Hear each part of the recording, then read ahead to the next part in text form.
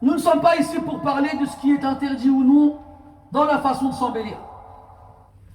Le point sur lequel on veut insister, c'est que ces efforts-là, dans l'entretien de notre belle beauté et de notre apparence physique, notamment celle du visage, est futile. Pourquoi? Parce qu'on ne peut pas empêcher le vieillissement. Tu peux acheter toutes les crèmes que tu veux, avec des molécules Q10 qui retardent les rides. Tôt ou tard, ta peau se fripera. Tôt ou tard, tes dents tomberont, ainsi que tes cheveux. Tôt ou tard, cette beauté avec laquelle tu t'enorgueillis aujourd'hui finira par te quitter et t'abandonner. Et plus personne ne s'intéressera à toi et ne posera son regard sur toi. Plus personne. Et cette période-là ne durera pas longtemps. Quelque temps après, tu vas mourir et tu vas rejoindre ton Seigneur subhanahu wa ta'ala. Un Seigneur pour lequel les apparences ne sont pas importantes. Le prophète alayhi salatu wassalam nous a dit: Allah ne regarde pas vos visages ni vos apparences, il regarde vos cœurs et vos actions. Et wallahi mes frères, que si on faisait autant d'efforts dans la purification du cœur et dans le nettoyage de l'âme que les efforts qu'on fait à se faire beau pour les autres, nous serions des anges qui marcherions sur terre. Et un jour, viendra un jour fatidique et terrible dans lequel la réalité de nos cœurs sera visible sur les traits de nos visages. Ce jour-là, les masques vont tomber. Ce jour-là, aucun artifice pour s'embellir. Ce jour-là, on ne pourra tromper personne. Yawma tubla as-sarair, le jour où les secrets seront dévoilés. Un jour dans lequel les visages seront mis en avant.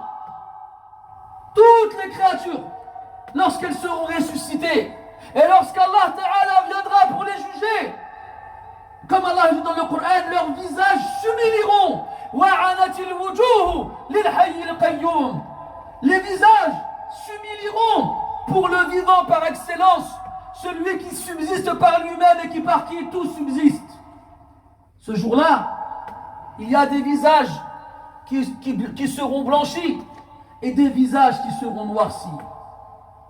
Et lisez le Coran et vous verrez vous-même de nombreux versets dans lesquels Allah subhanahu wa ta'ala parle des visages le jour de la résurrection. Ceux dont le cœur était pur et les actions vertueuses verront leur visage resplendir de lumière. Comme Allah dit dans le Coran, ce jour-là, leurs visages seront blanchis. Ils ne seront point assombris, ni par la honte, ni par l'humiliation. Ce jour-là, leurs visages seront resplendissants.